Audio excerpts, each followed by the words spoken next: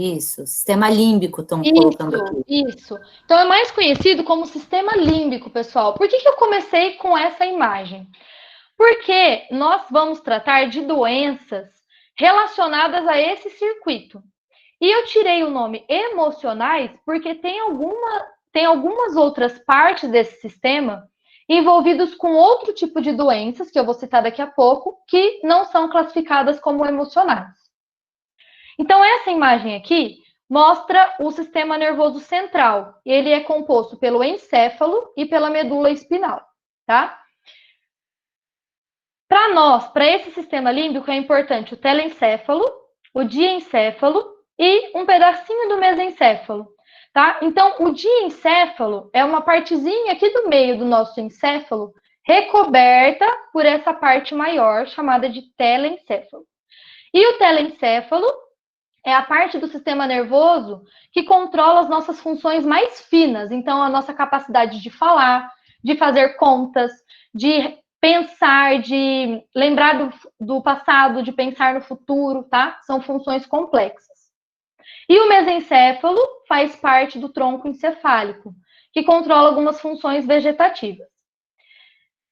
O sistema límbico, então, essa parte em verde, é um anel de estruturas na margem interna do telencéfalo e no assoalho do diencéfalo. E pega uma estruturinha do mesencéfalo, por isso eu falei dele.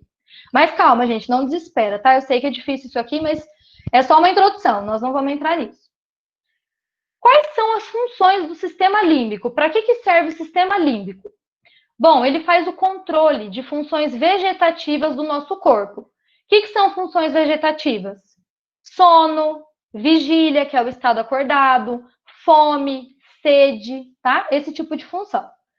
E o sistema límbico, ele é às vezes chamado de encéfalo emocional, porque ele controla o nosso comportamento emocional.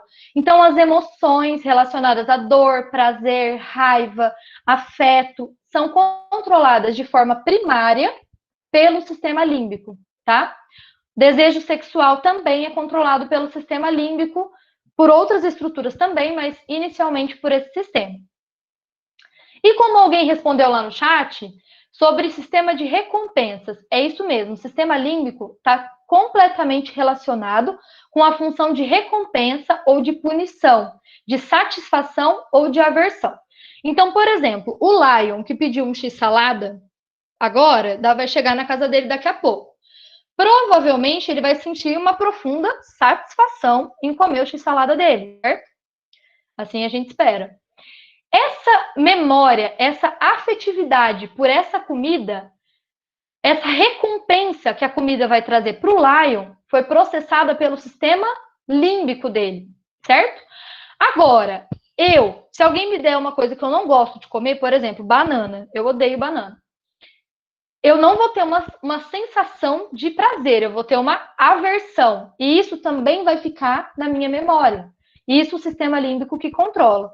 Por isso que nós falamos, então, que o sistema límbico também está relacionado a aprendizado e memória, através de uma estrutura bem importante que vocês com certeza já ouviram falar, que é o hipocampo, tá?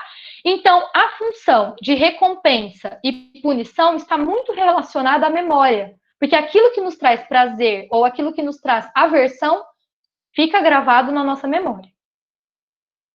Bom, por que eu estou falando disso? Nós podemos dividir, então, o sistema límbico em duas grandes áreas, duas grandes funções. A primeira delas é o controle da nossa memória, tá? E a segunda, o controle das nossas emoções, do nosso comportamento emocional. Uma função está ligada à outra, mas são duas distintas que a gente vai dividir aqui também para falar delas. Bom, essas duas áreas, agora eu mostrei, né, mas não era para ter mostrado. Tudo bem, pode colar. Vocês vão escrever aí no chat para mim. Vocês conhecem alguma doença relacionada à parte da memória do sistema límbico? Alguma doença relacionada à memória? Quem conhece? Escreve para mim no chat.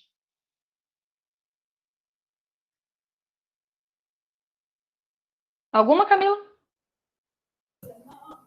Alzheimer. Isso. O que mais? Não deu para colar mais, gente? Eu passei um pouquinho.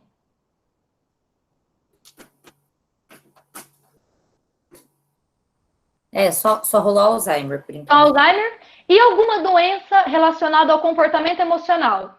Essa todo mundo sabe. Transtorno compulsivo alimentar, colocar. O William colocou. Aham. Que mais? Bem comum hoje em dia. Depressão. Depressão. Tem mais uma bem comum. Ansiedade. Ansiedade, muito bem. Então aqui, o quê? Estresse também colocaram. Estresse, isso mesmo. Então aqui eu listei alguns transtornos relacionados à memória, tá? Então doença de Alzheimer, doença de Parkinson, outras demências não especificadas, tá? Então tem vários transtornos neurocognitivos relacionados à memória. E alguns transtornos relacionados ao comportamento emocional. Depressão, tem vários tipos de transtornos depressivos. E transtornos de ansiedade também tem várias subclassificações. Mas o nosso foco hoje não é classificar, tá? Então eu vou citar sempre no geral, depressão e ansiedade, mas vocês sabem que existem vários tipos. Bom, agora que a gente falou do sistema límbico, entrando no exercício físico. Bom, a professora Laís já falou bastante de exercício físico para nós e de obesidade. Esse gráfico aqui da Organização Mundial da Saúde mostra para gente essas áreas mais escuras, onde mais tem índice de massa corporal, o IMC que a gente calculou, lembram?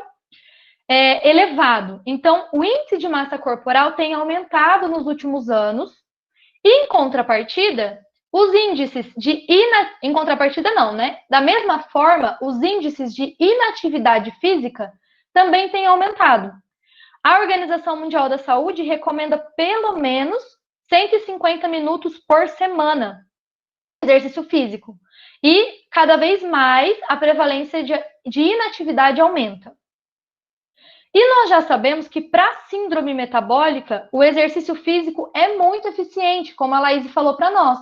Então, o exercício é uma forma de evitar ou de tratar a síndrome metabólica, certo? A literatura já mostra para nós, esse é um trabalho da Laís que eu peguei, em ratos, né, ela fez, e esse outro aqui é um trabalho em humanos, mostrando que o exercício, ele é muito eficiente em controlar a síndrome metabólica, tá? Inclusive em um contexto de programação. A Laís também mostrou esse trabalho. Então, tanto para adultos quanto o exercício feito em janelas de programação, ele é benéfico para a síndrome metabólica e para a obesidade. Esse é um outro trabalho também com programação.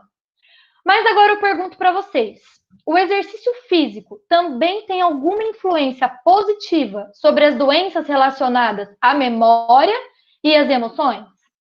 Vocês acham que o exercício físico pode melhorar algum parâmetro cognitivo ou algum parâmetro relacionado à depressão e ansiedade? Será que o exercício faz isso? Então, esse é o objetivo, tá, de hoje. Responder essa pergunta. Gente, esse assunto é muito complexo e envolve muitos mecanismos. Então, eu escolhi falar de uma forma um pouco mais simples e eu coloquei vários exemplos que a literatura nos traz e não foquei tanto em mecanismos que esse exercício pode atuar em memória e emoções. Então, eu vou pincelar alguns mecanismos, mas é um tema muito complexo. Então, primeiro, exercício e memória. Bom, ao longo dos anos, a nossa expectativa de vida vem aumentando. Isso é uma coisa muito boa. Então, esse gráfico de 2018 mostra que a média do Brasil da expectativa de vida é de 76 anos. E a média do Paraná é um pouquinho maior do que a média do Brasil. Então, essa expectativa tem aumentado graças ao bom controle de doenças, principalmente doenças transmissíveis, que os sistemas de saúde do mundo todo têm feito, por conta das vacinas também, tá? Esse outro gráfico, ele mostra a probabilidade de uma pessoa de 60 anos chegar até os 80, no ano de 1980 e em 2018. E nós vemos aqui no Paraná, por exemplo, que no ano de 2018, a chance de um indivíduo chegar aos 80 anos é muito maior do que era em 1980.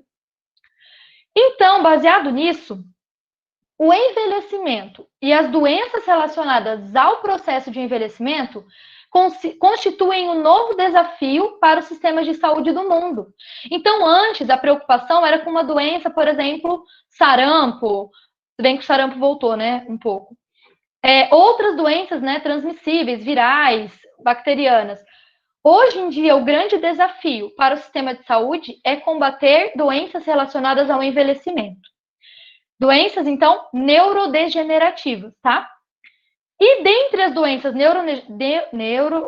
neurodegenerativas, a mais importante e a de maior prevalência é a doença de Alzheimer, como vocês comentaram aí quando eu perguntei.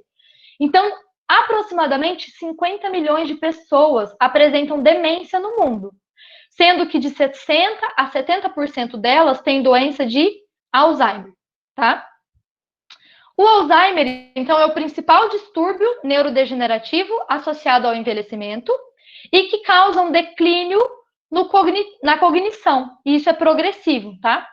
Essa figura aqui mostra uma nova técnica para identificar a doença de Alzheimer. Então, é uma tomografia por emissão de pósitrons, conhecida como PET.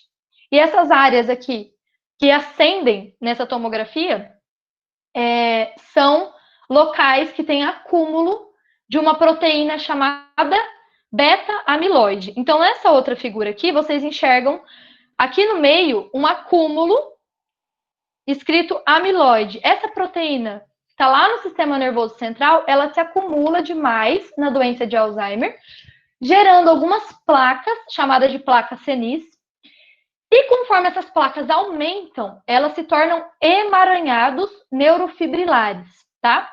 E conforme passa o tempo, ocorre perda neuronal e declínio da função cognitiva, tá? As principais áreas afetadas são córtex, o hipocampo, que está muito relacionado à memória, e o bulbo olfatório. Nesse gráfico aqui mostra, olha só como é difícil. O Alzheimer, ele começa muito antes da descoberta pelo exame, tá? Então, primeiro aqui em vermelho, aumenta a concentração de placas senis, SPs, depois começa a aumentar os emaranhados neurofibrilares, e só depois a função cognitiva começa a cair. E a doença de Alzheimer só é descoberta nesse ponto, tá? Enquanto já tem muito emaranhado neurofibrilar formado no encéfalo dessa pessoa. Bom, e o que tem a ver o Alzheimer com o exercício? Como que o exercício pode atuar nessa doença? Bom, eu escolhi não, né? Os artigos todos que eu vi, eles apontam 2 fatores bem importantes para o efeito do exercício sobre o Alzheimer.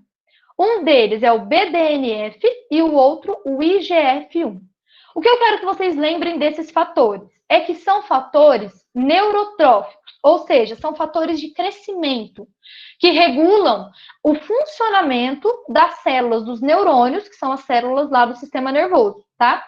Então, quando tem BDNF e IGF-1 em quantidades adequadas, o sistema nervoso ele tem uma plasticidade neural elevada. Se eu tenho diminuição de BDNF e diminuição de IGF-1, a plasticidade do sistema nervoso começa a diminuir.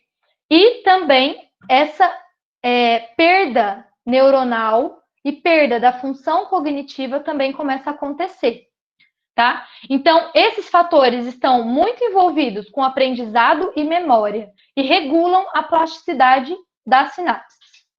O exercício físico, ele pode melhorar as funções de memória e aprendizado, como aumentando BDNF, aumentando IGF-1, reduzindo a inflamação e o estresse oxidativo, tá? Tem trabalhos na literatura que mostram, então, que um exercício em roda voluntária, então é uma rodinha que fica dentro da caixa do rato, tipo de hamster. Se alguém já teve hamster, sabe do que eu tô falando. Causa um up-regulation de BDNF, ou seja, aumenta BDNF no cérebro e modula, então, a plasticidade do hipocampo e do córtex. Essa figura, então, ela resume para nós que o exercício ele é capaz de induzir o aumento de IGF-1, que é um fator de crescimento, ele é produzido lá pelo fígado, tá? E vai até o nosso cérebro e atua como fator de crescimento.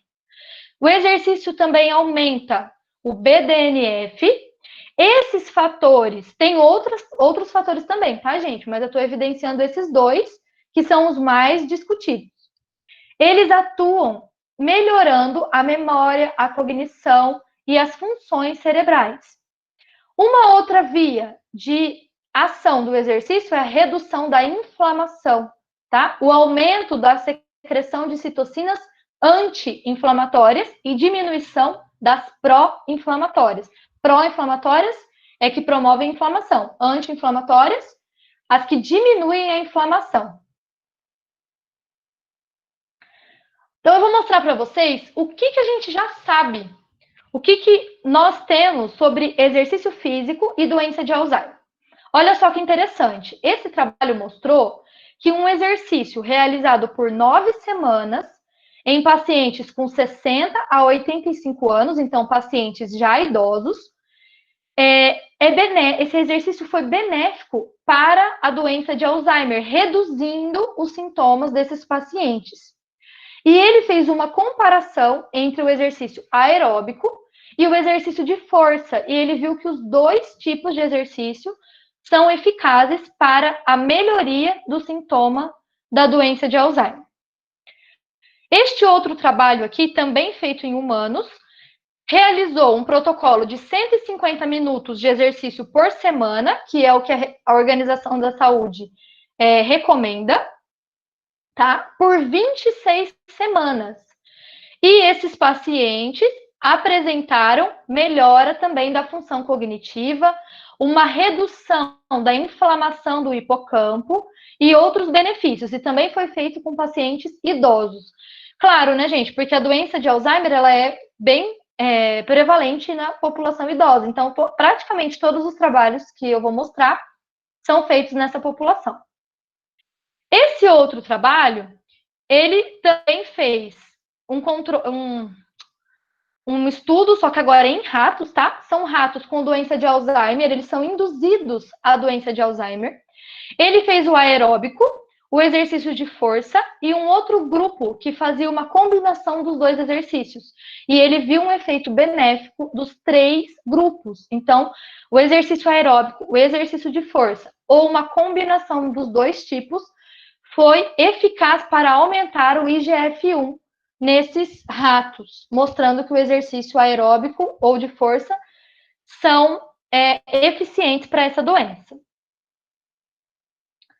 Agora aqui eu vou mostrar um pouquinho alguns trabalhos de programação. Então, vocês lembram de ontem que o professor Vargas falou sobre programação. A Laís também comentou hoje, certo? Lembram de janelas de programação? Quais são as janelas de programação? Nós falamos de gestação, de lactação, de adolescência. Os trabalhos que eu encontrei de Alzheimer e exercício físico são com a janela de gestação. Então, esse trabalho aqui, por exemplo, feito com ratos. Esses ratinhos, eles fizeram, as mães, né, prenhas, fizeram um exercício de natação durante a gestação, e isso preveniu o comprometimento cognitivo desses animais quando eles foram induzidos à doença de Alzheimer lá na vida adulta. Olha que interessante. Então, uma mãe que fez exercício durante a gravidez preveniu a doença na vida adulta da sua prole, tá? Olha como essa questão da programação é importante e traz benefícios para outra geração.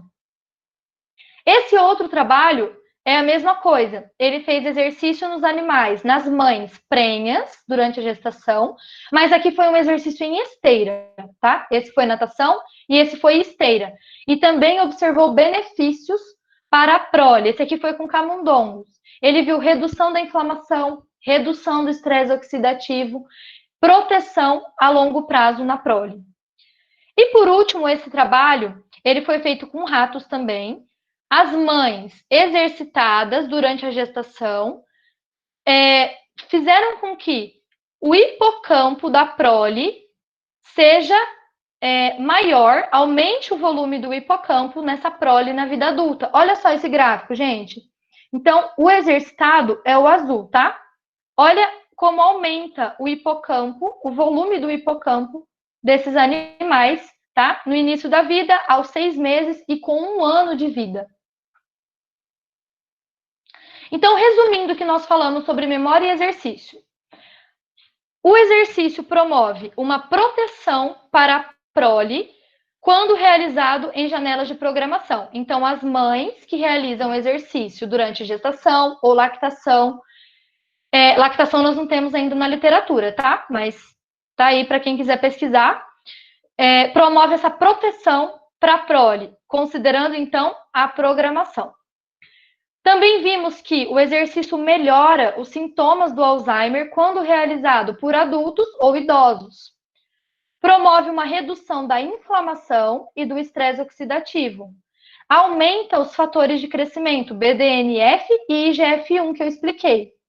E promove um aumento do tamanho e melhoria da função do hipocampo, que é aquela estrutura lá do sistema límbico super relacionada com a memória. Certo?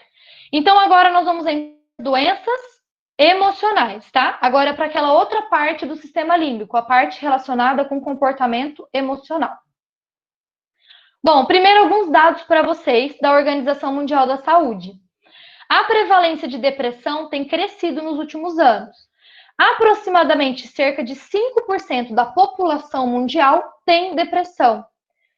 E cerca de 7% da população da América tem ansiedade. O Brasil, gente, olha uma curiosidade, o Brasil lidera em transtornos de ansiedade. É o primeiro país no mundo em transtornos de ansiedade e ocupa o 5º lugar quando nós falamos de depressão.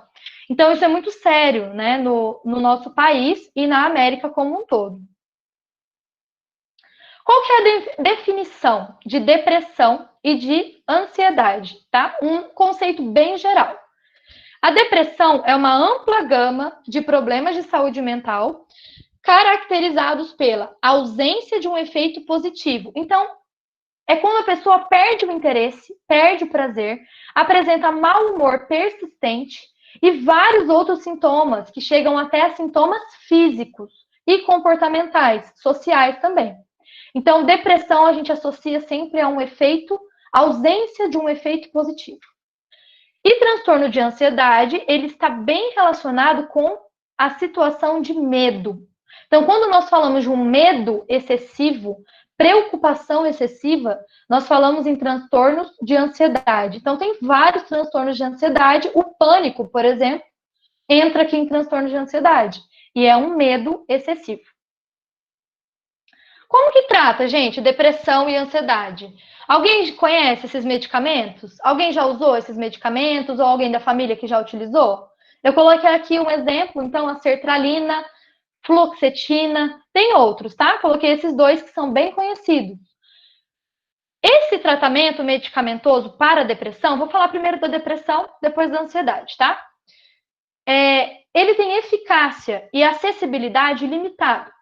Por quê? Apenas 55% das pessoas com depressão procuram um tratamento. E dessas, 32% recebem um tratamento eficaz, que é composto por terapia e medicamento antidepressivo, por exemplo, esses aqui, tá? O exercício físico vem como uma proposta de tratamento complementar para a depressão. Será que o exercício pode entrar no protocolo de tratamento para essa doença? Estudos já mostram que sim, que existe uma redução dos sintomas, uma redução de custos com medicamentos, uma melhora da saúde física em geral e uma resposta ao estresse, tá? Então, o exercício já está sendo cogitado, na verdade, já é utilizado como um tratamento complementar para a depressão. Olhem só que interessante, acompanhem comigo aqui nesse gráfico. Esse trabalho mostrou que um grupo que praticou exercícios teve uma melhora de 60% nos sintomas da depressão. E um grupo controle que apenas assistiu algumas palestras sobre saúde melhorou 30%. Então, o grupo que fez exercício teve uma melhora expressiva no sintoma de depressão. Esse índice BDI, que está aqui, tá? É um índice utilizado, chamado de Inventário de Depressão de Beck. É um questionário utilizado para a classificação do grau de depressão que o paciente apresenta. Tá? Um questionário de 20 perguntas, o paciente responde e o médico classifica essa depressão. Então, olha só, o grupo exercitado é esse aqui, em quadriculado. Então, ele apresentava um índice BDI bem alto na primeira semana de treinamento. Com 6 semanas, esse índice já caiu. Com 10 semanas, caiu também. Com 20 semanas, caiu também. E nesse trabalho, eles levaram até 26 meses de exercício físico. E olha só essa barra de queda do índice BDI. Então, os pacientes que fizeram exercício tiveram sintomas de depressão muito reduzidos através desse índice que eles utilizaram. Esse outro trabalho, gente, é muito interessante. Ele tem 3 grupos, tá? Um grupo que toma medicação para depressão, então aquelas drogas que eu citei. Um grupo que faz exercício e um grupo que toma medicamento e faz exercício. Olha só o que acontece com o índice BDI e com esse outro índice que é utilizado para medir o nível de depressão. Diminui drasticamente nos 3 grupos.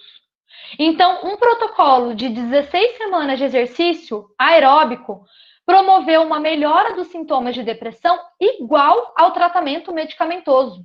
Então, foi a mesma melhoria no grupo tratado com medicamento e no grupo exercitado. E também no grupo que fez a combinação das duas intervenções. Então, isso é muito interessante. Isso traz uma nova perspectiva para o tratamento de depressão, certo?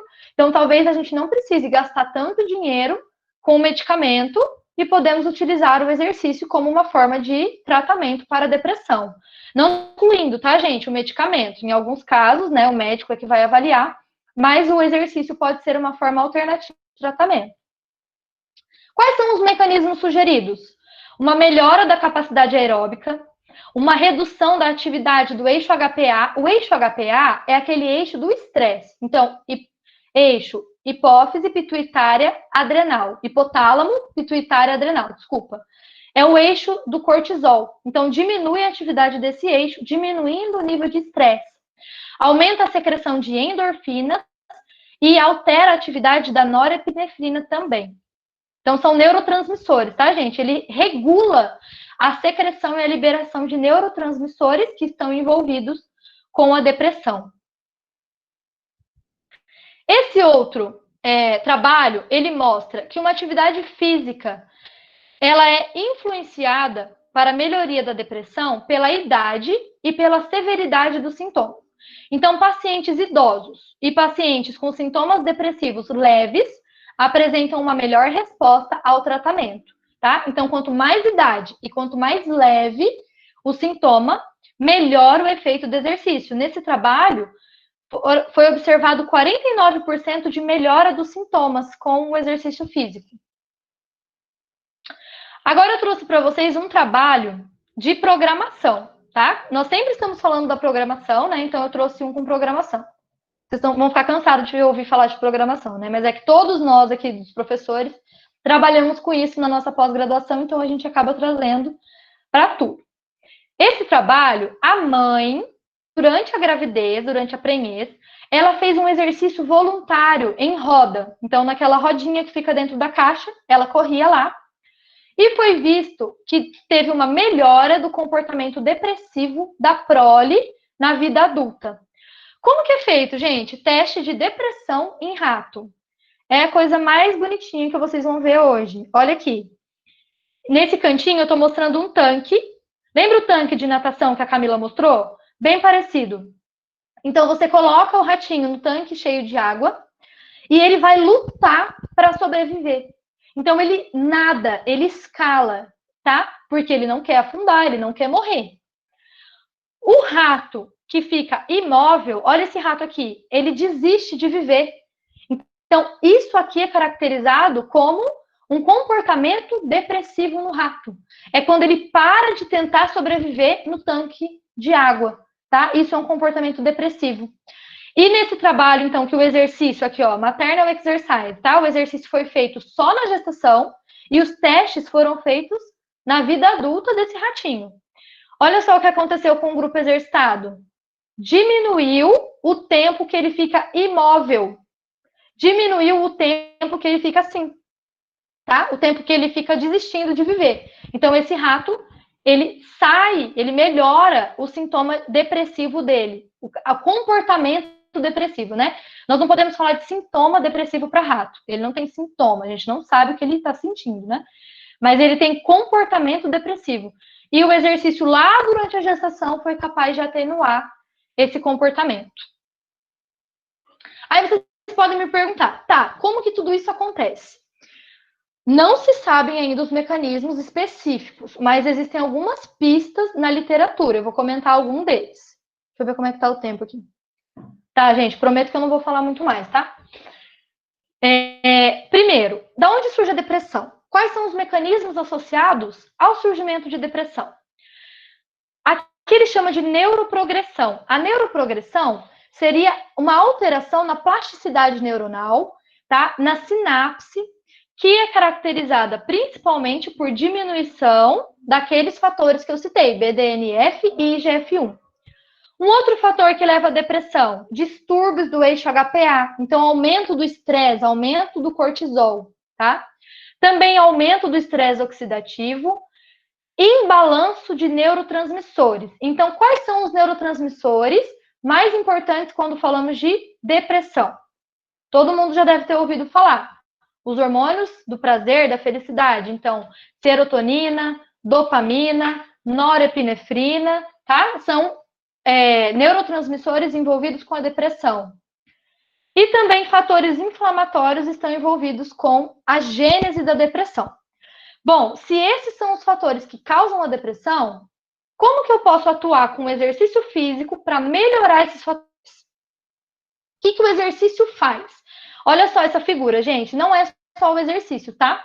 Uma melhoria de sono e também da dieta melhoram os sintomas depressivos. Mas como o nosso foco é exercício, eu coloquei aqui somente exercício. O exercício promove aumento de citocinas anti-inflamatórias, aumento de triptofano. O que é triptofano? É um aminoácido, olha só ele aqui. É um aminoácido precursor da serotonina, tá? Então, aumenta triptofano e metabólitos da serotonina no plasma. Aumenta a expressão de tirosina hidroxilase, que é uma enzima que ajuda que faz a conversão de um aminoácido precursor para L-dopa. L-dopa é o precursor da dopamina, tá?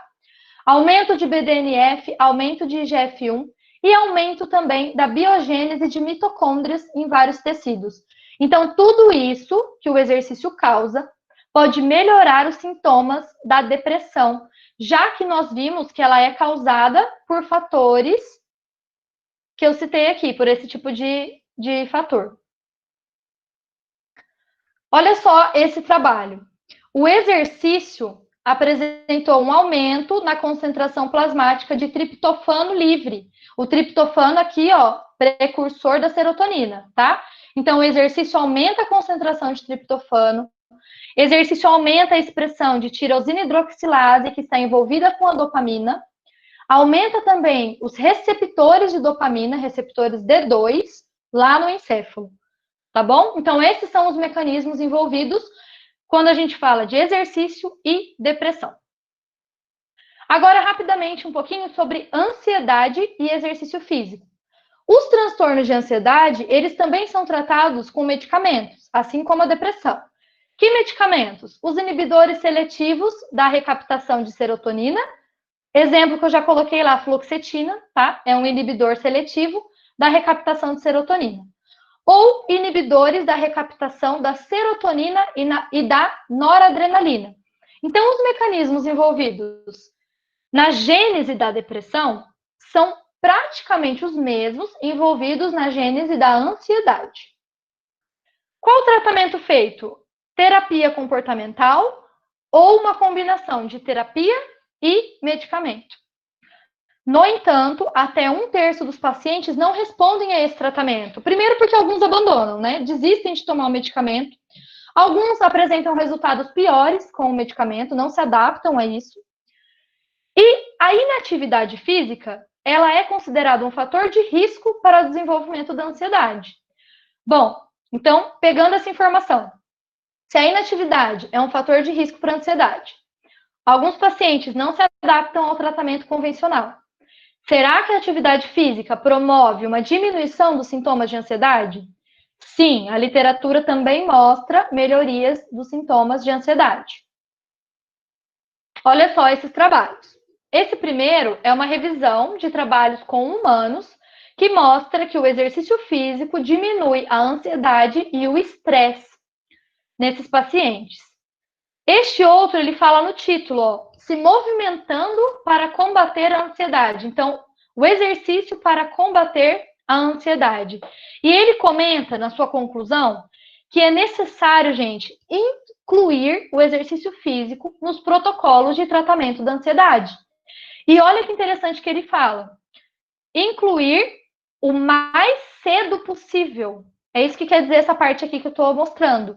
Incluir o exercício físico o quanto antes na nossa vida para prevenção e para melhoria dos sintomas da ansiedade. Hoje em dia todo mundo é ansioso quase, né? Então a nossa vida gira muito em torno do estresse, da ansiedade do dia a dia.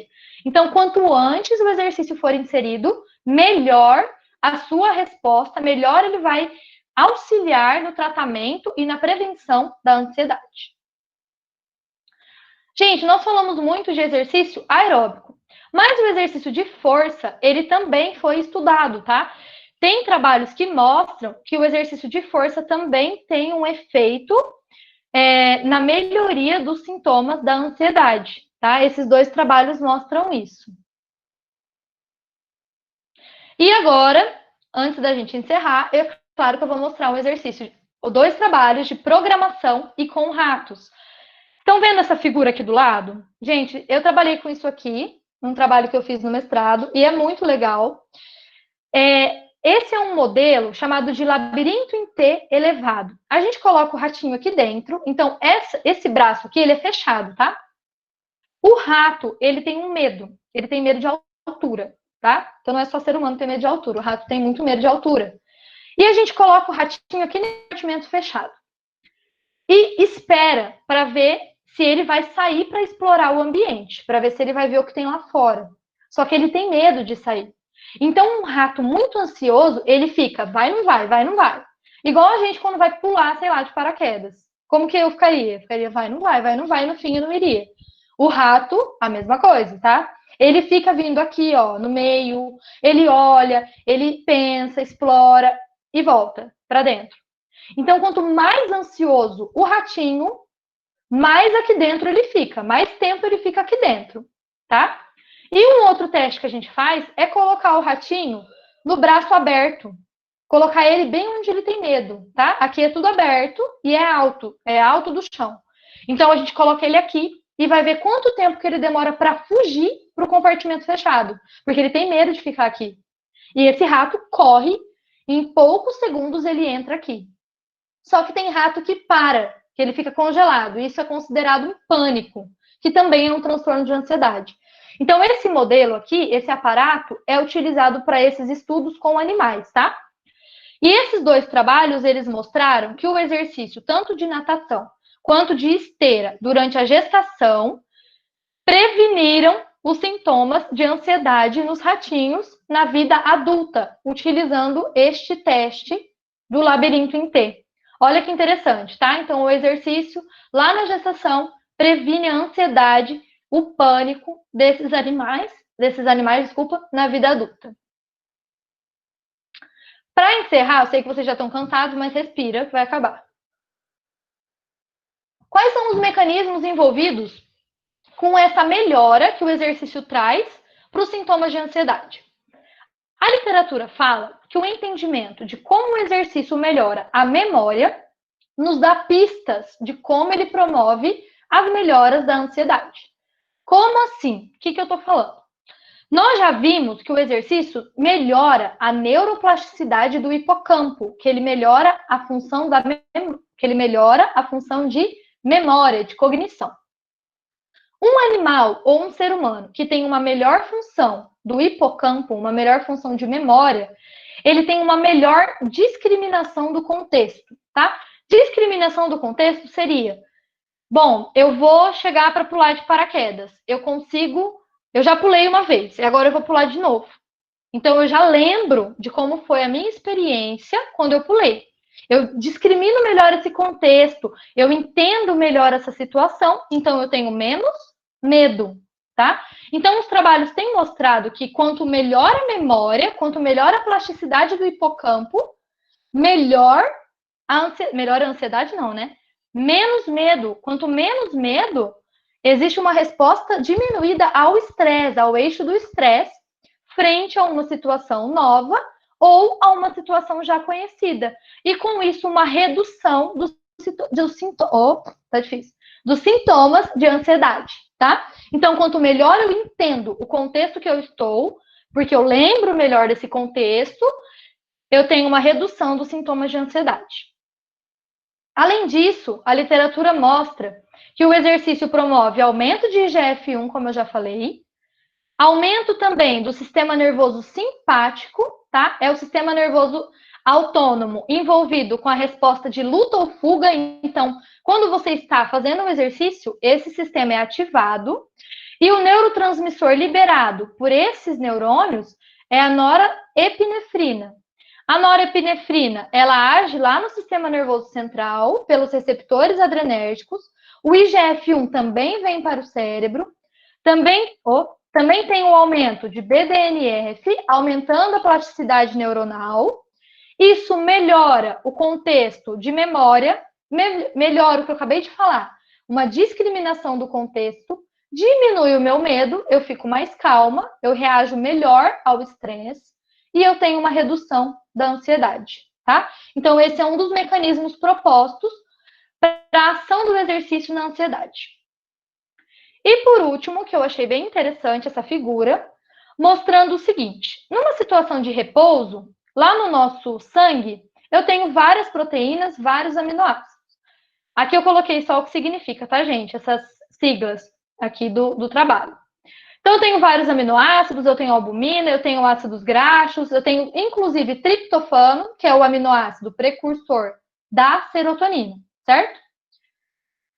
Esse triptofano, ele passa a barreira hematoencefálica e chega até o cérebro, então ele chega lá no neurônio e ele é o precursor da produção de serotonina. Aqui o 5-HT é serotonina, tá?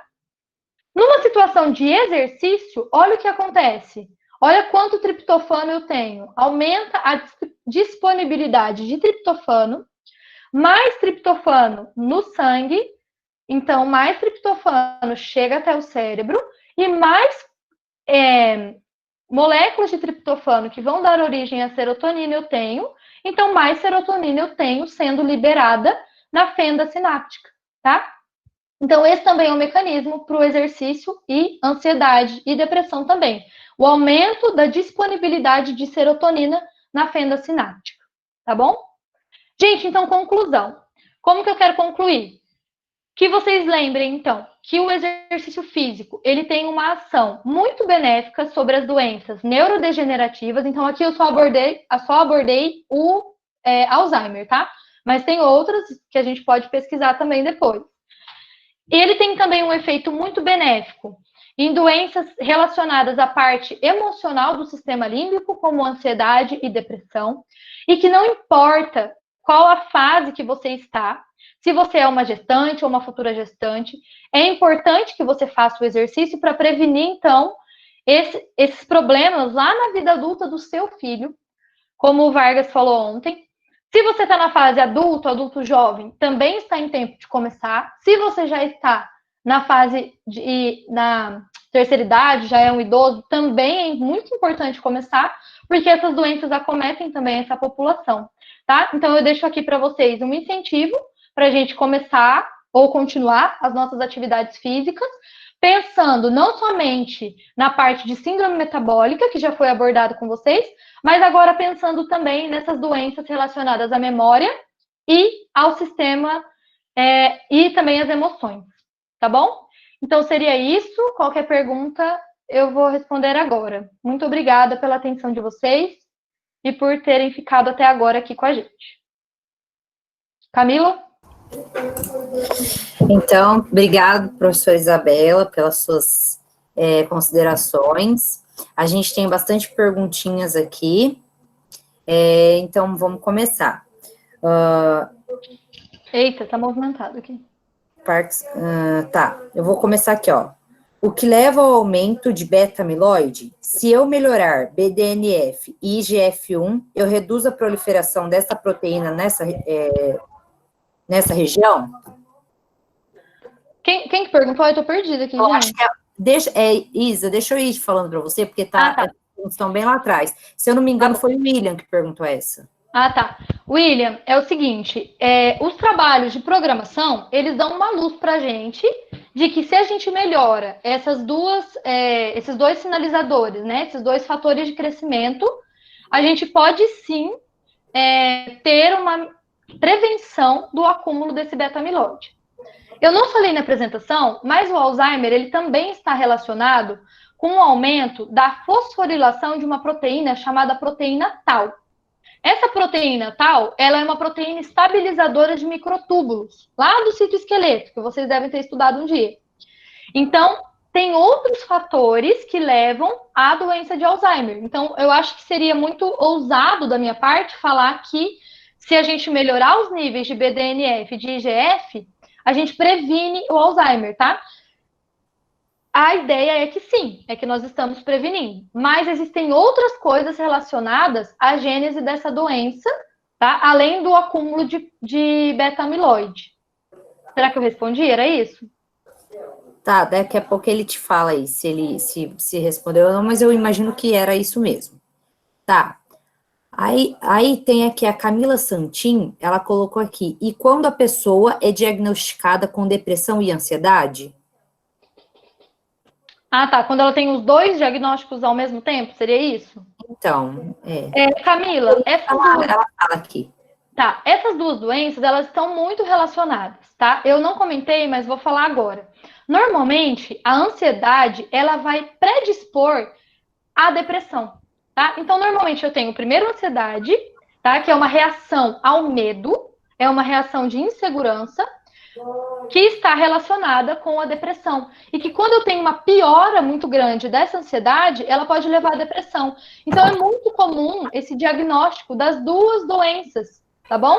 É bem comum isso acontecer. Ou então, ser primeiro ansiedade e depois uma depressão, tá? E como eu falei, você viu que os mecanismos das duas estão super relacionados. Então, a gênese delas está muito relacionada no nosso organismo. Tá? Então, isso é bem comum de acontecer.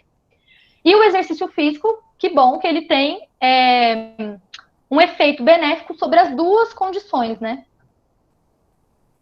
Isso. Então, tá bom. Passando para a próxima pergunta, a Sara, ela perguntou assim, ó. Essa janela de programação na gestação é mais eficaz nos efeitos das doenças neurológicas do que as outras janelas? Ótima pergunta, Sara. Quando a gente fala de janela de programação, primeiro, depende muito de que animal nós estamos tratando. De que animal não, né? De que ser. Se pode ser, se é um ser humano ou se é um roedor.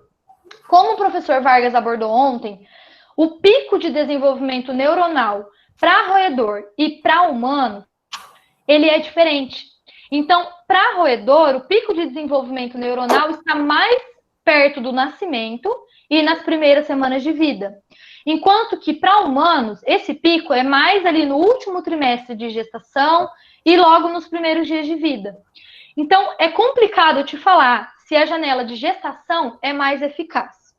Como você viu, os trabalhos da literatura com essa área, eu não encontrei nada com outra janela de programação, tá? Talvez eu tenha que pesquisar um pouco mais a fundo, e também quem quiser pesquisar é bem interessante, mas eu só encontrei com gestação. Talvez porque a gestação seja a janela de programação que foi primeiramente elucidada pela área de pesquisa de programação metabólica, tá?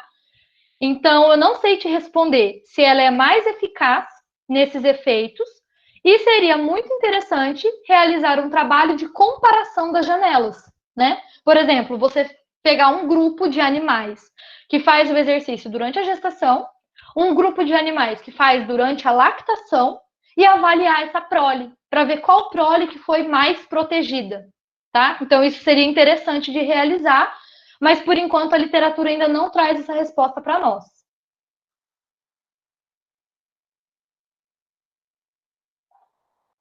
Tá fechado, Camila, seu microfone. Ah, é verdade. Tá, pessoal, então assim, não é uma pergunta aqui que a Rosilene França colocou aqui no chat, mas eu achei interessante falar aqui, Isa, peraí, tem mais um pouquinho de pergunta, mas é um relato que ela fez, ó.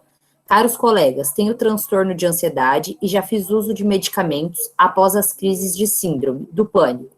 E há 2 anos, por indicação de uma psicóloga, adotei os exercícios físicos e comprovo que o assunto abordado é eficaz e surte excelentes resultados. Que legal, Rosilene, muito bom. Tá, então aqui, ó, a Elaine, ela fez 2 perguntas seguidas, Isa, então eu já vou falar porque são relacionadas. Professora, a ansiedade na TPM é considerada uma doença emocional? Aí a pergunta sequente. Qual a explicação do chocolate na TPM que diz que melhora a ansiedade? Olha, Elaine, muito interessante a sua pergunta. Quando eu procurei aquela classificação de transtornos cognitivos e emocionais, eu utilizei um livro de psiquiatria. E eu achei super interessante isso, que no livro de psiquiatria, a ansiedade durante a TPM, ela aparece como um transtorno emocional, tá? Eu não sabia disso também. Eu achei super interessante, porque para nós, a gente sempre conheceu como algo fisiológico, né? É algo fisiológico, na verdade. Acontece pela ondulação hormonal que a gente vê durante o período menstrual, né? Pelos hormônios femininos mesmo. Mas no livro de psiquiatria, ele tem um tópico considerando essa ansiedade durante a TPM.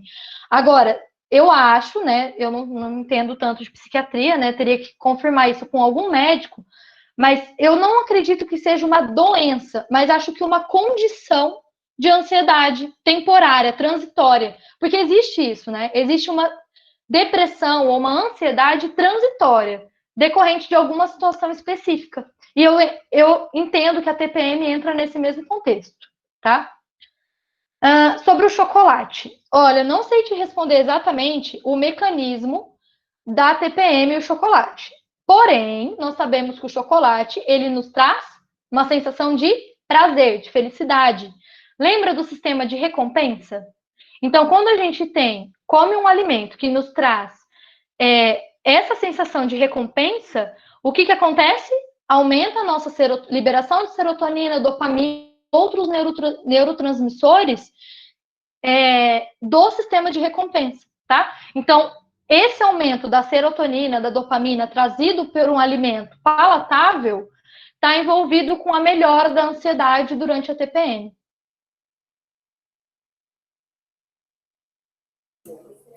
Legal, então. O Wallace, ele perguntou aqui, existe algum tipo de dependência ao efeito do exercício físico? Aí ele falou que quando ele não treina por muito tempo, ele fica muito estressado.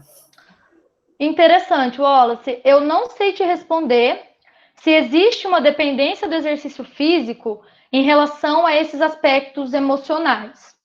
A professora Laíse, ela trabalhou já com destreino. E eu acredito que ela trabalhou também com o sistema de recompensa. Laíse, você tem alguma coisa para falar sobre isso? Se causa dependência em relação ao sistema emocional? Sobre isso específico, eu não sei te responder. A Laís tá aí? Tô. Oi, Isa, talvez o exercício físico, no caso dele, ele atua também como um controle da liberação do cortisol, por exemplo. Então, quando ele treina, esse hormônio ele não tem uma liberação, né? Ele não tem um controle, na verdade, né? E aí, por isso que ele tem esses sintomas aí.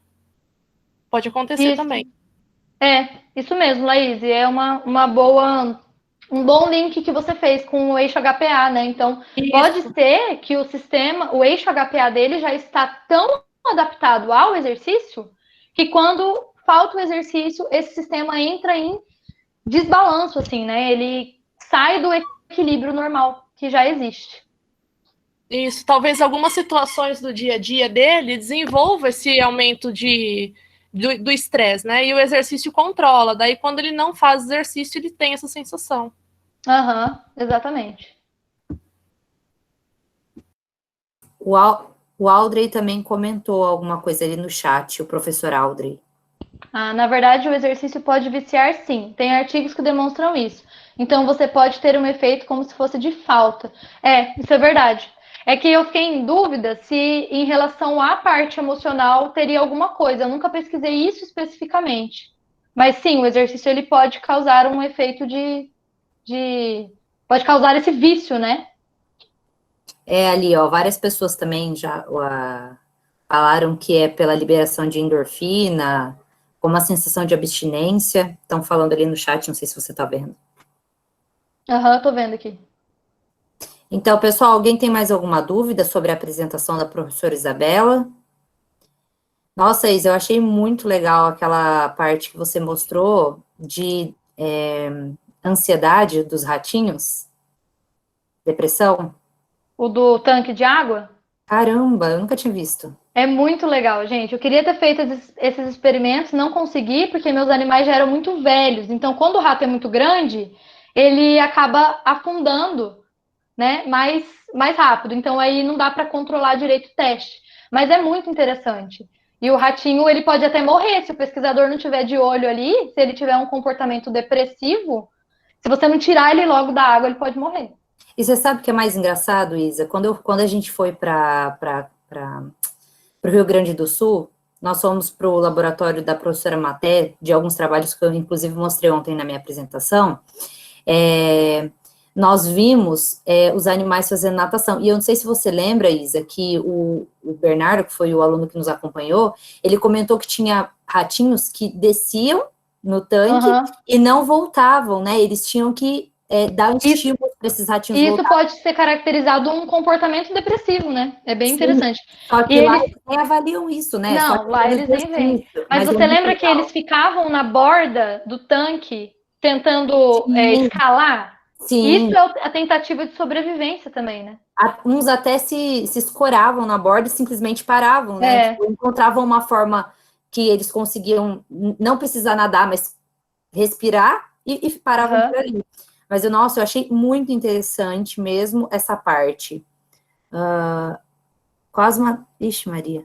Tá, deixa eu ver aqui, Isa, se tem mais alguma pergunta, mas eu acho que não, estão só elogiando a sua apresentação e a da Laís. Foram apresentações muito legais, muito interessantes. Eu fico muito feliz que todos gostaram. Obrigada, gente. A professora Laís também está aí, né, professora? Foi ótimo. Tô sim, obrigada, Camila. O Tiago aqui está perguntando quais matérias vocês ministram no DF? Eu sou lotada, pessoal, no campus de Vaiporã. Então, para quem faz educação física lá em Vaiporã, eu ministro as disciplinas de biologia celular, bioquímica, anatomia, todas, fisiologia humana do exercício. Então, para quem é de Vaiporã, pode ficar tranquilo. Vai cansar de ver a cara da Camila. Vai enjoar. A Isa, ela não é do DF, na verdade. A Isa, ela eu sou do DCM, gente, que é do Departamento de Ciências Morfológicas, mas eu dou aula para educação física de anatomia, tá bom? Anatomia e agora histologia também. E a Laís? E eu fiquei com educação física para pessoas com necessidades especiais, estágio em adaptada, para o 4º ano, treinamento com pesos para o 3º ano e primeiros socorros para o 1º ano. Aí, ó, que legal, pessoal. Mesmo vocês que não são da educação física e que não vão ter o prazer de ter aula com a gente, tô brincando. Eu tô percebendo que vocês estão gostando muito, muito mesmo.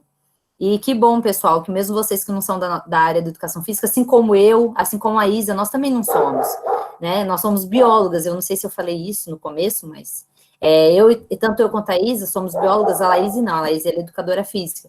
Mas é muito importante a gente entender sobre tudo isso, porque como vocês viram aqui, né, não é nenhuma questão de aprendizado, de ciência em si, é uma questão de aprendizado para a vida, né, e eu vi aqui o relato das pessoas falando que tomam os remédios e que sofrem de alguns transtornos, e tudo que a Isa falou, eu acho que é muito interessante para a nossa vida mesmo, né, a Laís também, senão a gente fazer as continhas aí, vai todo mundo saber quais são o tanto de caloria que gasta por dia, eu já vou fazer a minha. Eu não mandei aqui, obviamente, porque ninguém merece saber. Ô, Camila, para de gravar, só para lembrar. Ah, não, é verdade, senão todo mundo... É que senão o pessoal vai ficar escutando depois.